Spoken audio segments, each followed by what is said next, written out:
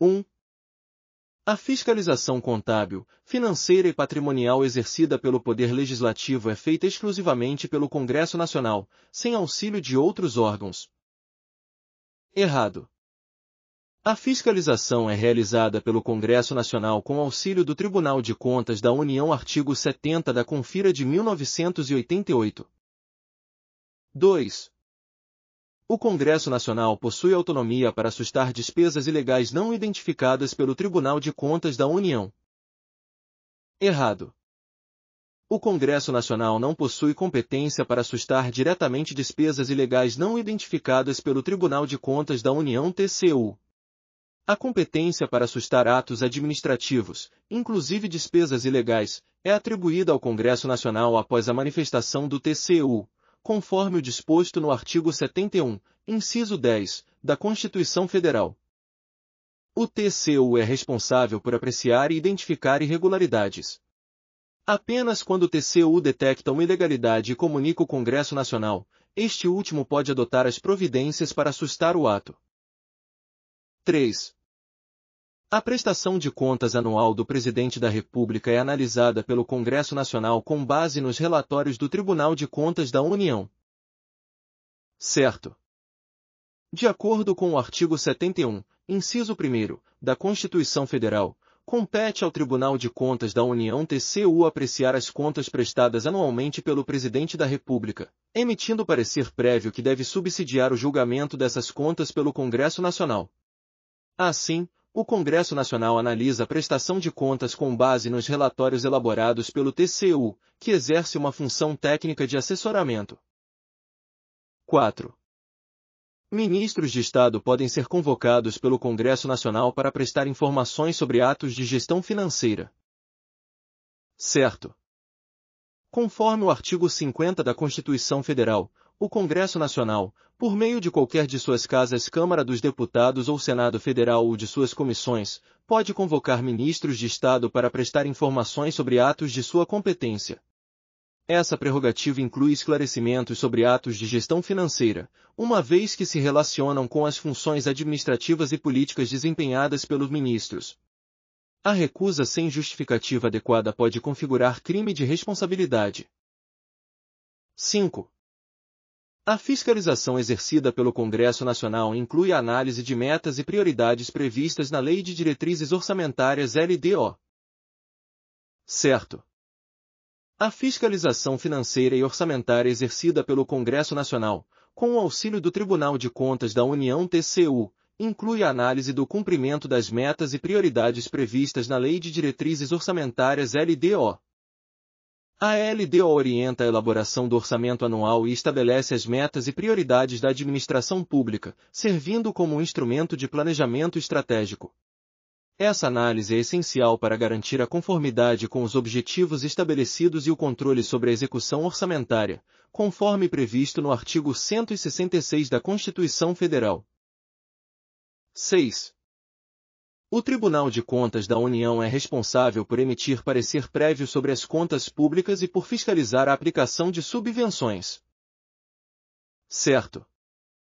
O Tribunal de Contas da União, TCU, tem competência para emitir parecer prévio sobre as contas públicas, conforme disposto no artigo 71, inciso 1, da Constituição Federal. Esse parecer subsidia o julgamento das contas pelo Congresso Nacional. Além disso, o TCU também é responsável por fiscalizar a aplicação de subvenções, conforme o artigo 71, inciso 3. Essa fiscalização abrange a análise de recursos públicos repassados a entes federativos ou entidades privadas para verificar sua correta utilização, garantindo a legalidade, legitimidade e economicidade. 7. O Congresso Nacional pode solicitar relatórios detalhados ao Tribunal de Contas da União sobre a execução orçamentária do Executivo. Certo. O Congresso Nacional pode, sim, solicitar relatórios detalhados ao Tribunal de Contas da União, TCU, sobre a execução orçamentária do Poder Executivo. Essa competência decorre da função de fiscalização financeira e orçamentária exercida pelo Congresso, prevista no artigo 70 e no artigo 71 da Constituição Federal, com o auxílio do TCU. O TCU, como órgão técnico, elabora relatórios e presta informações para subsidiar o controle externo realizado pelo Congresso Nacional, assegurando a transparência e a regularidade da gestão dos recursos públicos. 8. O Brasil adota o presidencialismo como sistema de governo, no qual o presidente é o chefe de Estado e o primeiro-ministro é o chefe de governo. Errado. O Brasil adota o presidencialismo como sistema de governo, mas, nesse sistema, o presidente da República acumula as funções de chefe de Estado e chefe de governo. Não há a figura de um primeiro-ministro, que é característica do parlamentarismo, onde as funções de chefe de Estado e chefe de governo geralmente são separadas. No presidencialismo brasileiro, o presidente da República exerce tanto a representação do país chefe de Estado quanto a liderança da administração pública e do poder executivo chefe de governo. 9. A República como forma de governo no Brasil caracteriza-se pela perpetuidade dos mandatos e pela centralização do poder. Errado. A República como forma de governo no Brasil não caracteriza-se pela perpetuidade dos mandatos nem pela centralização do poder. Pelo contrário, o Brasil adota um sistema democrático, onde os mandatos são limitados e os governantes são escolhidos por eleições periódicas, com durações definidas pela Constituição. Além disso, a República Brasileira se fundamenta na divisão e descentralização de poder, sendo organizado por meio de um sistema federativo, no qual os entes federativos União, Estados, municípios e Distrito Federal têm autonomia, conforme o estabelecido pela Constituição Federal. A centralização de poder não é característica da forma republicana no Brasil. 10. A chefia de Estado no Brasil inclui a formulação de políticas públicas internas e a coordenação de ministérios. Errado. No Brasil, a chefia de Estado está associada ao papel do presidente da República como representante máximo da nação no exterior e símbolo da continuidade do Estado. Esse papel envolve principalmente relações externas, soberania nacional e a representação do país em eventos internacionais.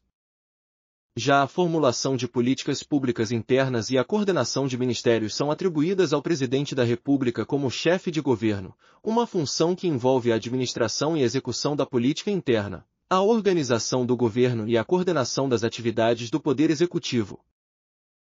11. O presidente da República, na qualidade de chefe de governo, implementa políticas públicas e estratégias internas de desenvolvimento. Certo. O presidente da República, na qualidade de chefe de governo, tem a responsabilidade de implementar políticas públicas e estratégias internas de desenvolvimento. Isso inclui formulação e implementação de políticas públicas. O presidente define as diretrizes e ações do governo nas áreas sociais, econômicas, de saúde, educação, segurança, entre outras. Ele estabelece os objetivos do governo e coordena as ações para alcançá-los. Coordenação da administração pública. O presidente lidera a máquina administrativa, coordenando os ministérios e agências do governo para executar as políticas públicas e programas estabelecidos. Estratégias de desenvolvimento. O chefe de governo define as estratégias para o crescimento econômico, o combate à desigualdade social, o incentivo à inovação e outras áreas essenciais para o progresso do país. 12. O princípio da função social da propriedade determina que todos os bens privados devem ser coletivizados para atender ao interesse público. Errado. O princípio da função social da propriedade, conforme estabelecido pela Constituição Federal de 1988, artigo 5º, inciso 23, não determina que todos os bens privados devem ser coletivizados. O que esse princípio afirma é que a propriedade deve ser utilizada de maneira a atender ao interesse coletivo e à função social, ou seja, ela deve ser usada de forma que beneficie a sociedade como um todo, respeitando o bem-estar público, a justiça social e o meio ambiente. 13. A ordem econômica brasileira é baseada na livre iniciativa e na valorização do trabalho humano. Certo. A ordem econômica brasileira, conforme estabelecido no artigo 170 da Constituição Federal de 1988, é baseada em princípios fundamentais, entre os quais se destacam a livre iniciativa e a valorização do trabalho humano. Esses princípios guiam a organização da economia e a atuação do Estado no Brasil. Livre iniciativa. Este princípio garante a liberdade de atividade econômica, permitindo que indivíduos e empresas exerçam suas atividades com a menor interferência do Estado, dentro dos limites da lei. Valorização do trabalho humano. A Constituição também reconhece que o trabalho é um valor social fundamental, assegurando direitos trabalhistas e promovendo a dignidade do trabalhador como um dos pilares do desenvolvimento econômico. 14. A defesa do consumidor é um princípio expresso na Constituição Federal relacionado à ordem econômica. Certo. A defesa do consumidor é, de fato, um princípio expresso na Constituição Federal de 1988, relacionado à ordem econômica. O artigo 170, inciso 5º, da Constituição estabelece que a defesa do consumidor é um dos princípios fundamentais da ordem econômica brasileira. Esse princípio visa assegurar que o mercado funcione de maneira justa e equilibrada, promovendo a proteção dos direitos dos consumidores e evitando práticas abusivas por parte de fornecedores de bens e serviços. A proteção ao consumidor é um direito fundamental garantido pela Constituição e regulamentado, de forma mais específica, pelo Código de Defesa do Consumidor Lei nº 8.078 de 1990. 15. A intervenção estatal na economia é permitida exclusivamente para regular setores estratégicos. Errado. A intervenção estatal na economia não se restringe apenas aos setores estratégicos. O Estado pode intervir em diversas áreas da economia para assegurar o funcionamento adequado do mercado, promover o bem-estar social, corrigir falhas do mercado, garantir a justiça social, regular a concorrência, além de adotar políticas fiscais e monetárias para controle da inflação e do crescimento econômico. A intervenção pode ocorrer por meio de regulação, tributação, controle de preços, entre outras formas, dependendo da necessidade de promover o interesse público e o desenvolvimento econômico. 16. A busca do pleno emprego é um dos objetivos da ordem econômica prevista na Constituição Federal. Certo. A Constituição Federal de 1988, no artigo 170, estabelece que a ordem econômica brasileira tem como princípios a soberania nacional, a propriedade privada, a função social da propriedade, a livre concorrência, o funcionamento de um mercado de trabalho justo e a busca do pleno emprego, entre outros. O pleno emprego é considerado um dos objetivos da política econômica do Estado, refletindo a preocupação com a geração de empregos e a redução do desemprego para garantir o bem-estar da população. 17. O Estado tem o dever exclusivo de preservar o meio ambiente para gerações futuras, sem envolvimento da sociedade. Errado. A Constituição Federal de 1988, em seu artigo 225, estabelece que o meio ambiente é um bem de uso comum do povo e que todos têm o direito ao meio ambiente ecologicamente equilibrado. O artigo também impõe ao Estado o dever de defendê-lo e preservá-lo para as presentes e futuras gerações. No entanto, a responsabilidade pela preservação ambiental não é exclusiva do Estado. A sociedade, de forma individual e coletiva, também tem o dever de colaborar na proteção ambiental. A Constituição prevê que a política ambiental será desenvolvida com a participação da sociedade, por meio de mecanismos de controle social e de integração entre o poder público, as empresas e os cidadãos. 18. A criação de unidades de conservação depende da iniciativa de comunidades indígenas ou quilombolas. Errado. A criação de unidades de conservação no Brasil não depende exclusivamente da iniciativa de comunidades indígenas ou quilombolas. A Constituição Federal de 1988, em seu artigo 225, prevê que o Estado é responsável pela criação e gestão das unidades de conservação, com a finalidade de proteger a biodiversidade e os ecossistemas. Embora as comunidades indígenas e quilombolas possam ser consultadas e envolvidas na gestão dessas áreas, a criação das unidades de conservação pode ser realizada pelo poder público, com base em critérios técnicos e legais, e não é restrita à iniciativa dessas comunidades. Além disso, existem diferentes tipos de unidades de conservação, algumas das quais podem ser criadas para proteger o meio ambiente independentemente da participação de comunidades locais. 19. O estudo prévio de impacto ambiental (EIA) é obrigatório para projetos que possam causar degradação significativa ao meio ambiente. Certo. De acordo com a Constituição Federal de 1988 e a legislação infraconstitucional, especialmente a Lei nº 6.938 de 1981 Política Nacional do Meio Ambiente e a Resolução CONAMA nº 01 de 1986, o estudo de impacto ambiental (EIA) é exigido para projetos que possam causar degradação significativa ao meio ambiente. O EIA deve ser elaborado como parte do processo de licenciamento ambiental e tem o objetivo de avaliar os impactos ambientais de um projeto antes de sua execução, garantindo que medidas mitigadoras sejam adotadas. A obrigatoriedade do EIA é determinada pela natureza, porte e localização do empreendimento, especialmente se ele pode provocar danos ambientais significativos. 20. A responsabilidade por danos ambientais é subjetiva, dependendo de comprovação de culpa ou dolo do agente causador. Errado. A responsabilidade por danos ambientais no Brasil é objetiva, ou seja, não depende da comprovação de culpa ou dolo do agente causador. De acordo com a Lei nº 6.938 de 1981 Política Nacional do Meio Ambiente e a Constituição Federal de 1988, o poluidor é responsável pela reparação dos danos ambientais independentemente de culpa. Isso significa que o simples fato de causar um dano ao meio ambiente já gera responsabilidade, independentemente de intenção ou negligência do agente. Essa responsabilidade objetiva visa assegurar a proteção do meio ambiente de forma mais eficaz, sem depender da análise de conduta do agente poluidor. 21. A proteção da fauna e da flora está entre as atribuições do poder público para garantir um meio ambiente equilibrado. Certo. A Constituição Federal de 1988, no artigo 225, estabelece que o poder público tem o dever de proteger o meio ambiente para garantir o bem-estar das presentes e futuras gerações. Isso inclui a proteção da fauna e da flora, que são componentes essenciais do equilíbrio ambiental.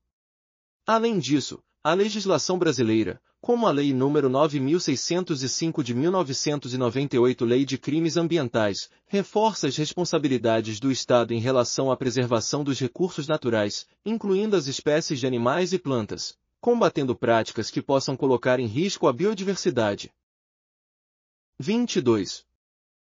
O princípio do desenvolvimento sustentável reconhece o meio ambiente como um direito fundamental. Certo. O princípio do desenvolvimento sustentável está consagrado na Constituição Federal de 1988, especialmente no artigo 225, que reconhece o direito ao meio ambiente ecologicamente equilibrado como um direito fundamental de todos. O desenvolvimento sustentável busca conciliar o progresso econômico com a preservação ambiental, garantindo que as necessidades da atual geração sejam atendidas sem comprometer a capacidade das futuras gerações de suprirem suas próprias necessidades. O conceito de desenvolvimento sustentável está intrinsecamente ligado à ideia de que o meio ambiente é um direito fundamental, refletindo a preocupação com a sustentabilidade e a justiça intergeracional. 23. Atividades econômicas que causem degradação ambiental podem ser penalizadas, conforme previsto na Constituição. Certo. A Constituição Federal de 1988, em seu artigo 225, prevê que todos têm direito a um meio ambiente ecologicamente equilibrado e impõe ao Estado o dever de protegê-lo para as presentes e futuras gerações. Além disso, o artigo estabelece que a exploração de recursos naturais deve ser feita de forma responsável, e atividades econômicas que causam degradação ambiental podem ser penalizadas. A Constituição também prevê que a legislação infraconstitucional deve tratar das sanções e penalidades para aqueles que infringem as normas ambientais, com base na responsabilidade objetiva, ou seja, independentemente de culpa. Essas penalidades podem incluir multas, suspensão de atividades e outras medidas corretivas. 24. O uso de recursos naturais é controlado pelo poder público para evitar impactos ambientais negativos. Certo. A Constituição Federal de 1988, no artigo 225, estabelece que o uso de recursos naturais deve ser feito de maneira sustentável, ou seja, de forma que não comprometa o equilíbrio ecológico e a capacidade de regeneração dos recursos.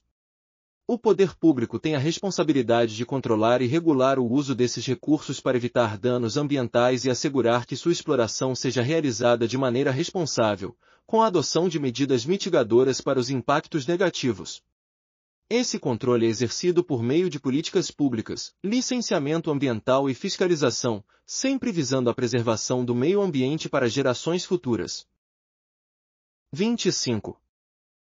A proteção de comunidades indígenas está diretamente relacionada à preservação do meio ambiente, segundo a Constituição. Certo.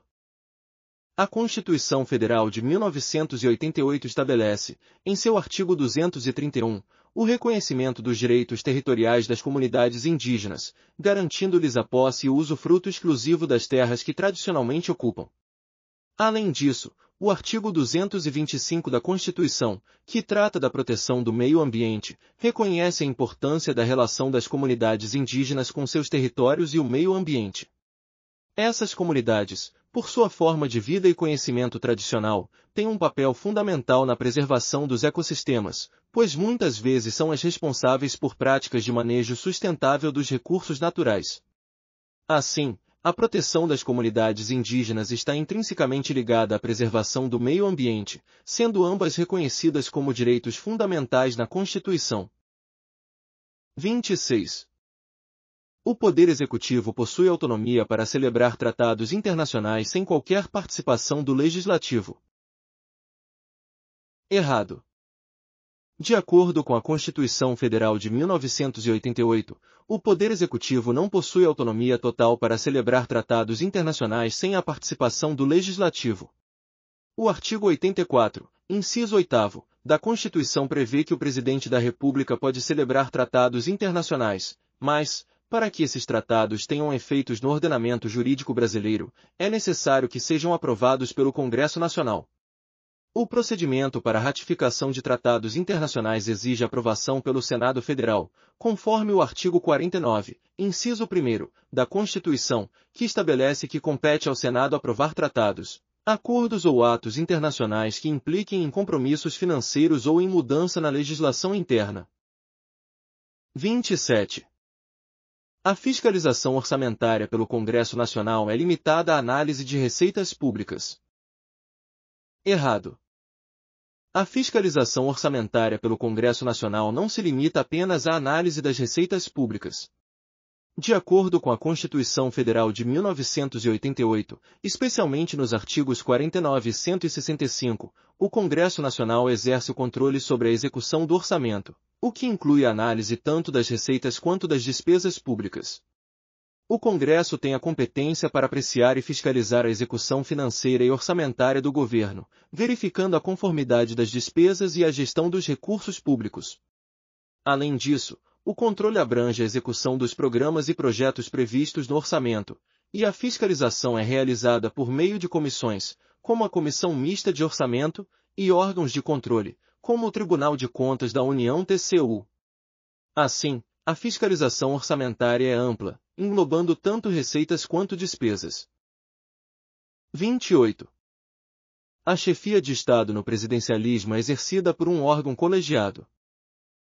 Errado. No sistema presidencialista, a chefia de Estado é exercida por um único indivíduo, o Presidente da República. O presidente acumula as funções de chefe de Estado e chefe de governo, sendo a figura central da administração pública e representando o país tanto internamente quanto no cenário internacional. Ao contrário de sistemas de governo como o parlamentarismo, onde a chefia de Estado pode ser exercida por um monarca ou por um presidente cerimonial, e a chefia de governo por um primeiro-ministro, do presidencialismo, a chefia de Estado e a chefia de governo são concentradas em uma única pessoa, não em um órgão colegiado. 29. O desenvolvimento sustentável visa equilibrar o crescimento econômico com a preservação ambiental e a inclusão social. Certo. O desenvolvimento sustentável tem como objetivo promover o progresso econômico de maneira que não comprometa a capacidade das futuras gerações de suprirem suas necessidades, levando em consideração a preservação ambiental e a inclusão social. Esse conceito busca equilibrar três pilares fundamentais: o econômico, o social e o ambiental. A ideia é alcançar um crescimento econômico que favoreça o bem-estar social, sem causar danos irreparáveis ao meio ambiente, garantindo justiça social e equidade, especialmente para as populações mais vulneráveis. Assim, o desenvolvimento sustentável é um modelo integrado que considera tanto os aspectos econômicos quanto os sociais e ambientais. 30. A criação de políticas públicas ambientais é exclusiva do Poder Executivo. Errado. A criação de políticas públicas ambientais não é exclusiva do Poder Executivo. Embora o Poder Executivo tenha um papel central na formulação, implementação e execução de políticas públicas, o Poder Legislativo também tem uma função importante, principalmente na criação de leis que regulamentam as políticas ambientais, e o Poder Judiciário desempenha um papel de interpretação e aplicação das normas. A Constituição Federal de 1988, no artigo 225, estabelece que o meio ambiente deve ser protegido para as presentes e futuras gerações, e a implementação de políticas públicas ambientais exige a participação de diferentes esferas de poder. Além disso, a sociedade civil também deve ser envolvida na elaboração e fiscalização dessas políticas, garantindo a transparência e o controle social. Portanto, a criação de políticas ambientais é uma responsabilidade compartilhada entre os três poderes, com a colaboração da sociedade.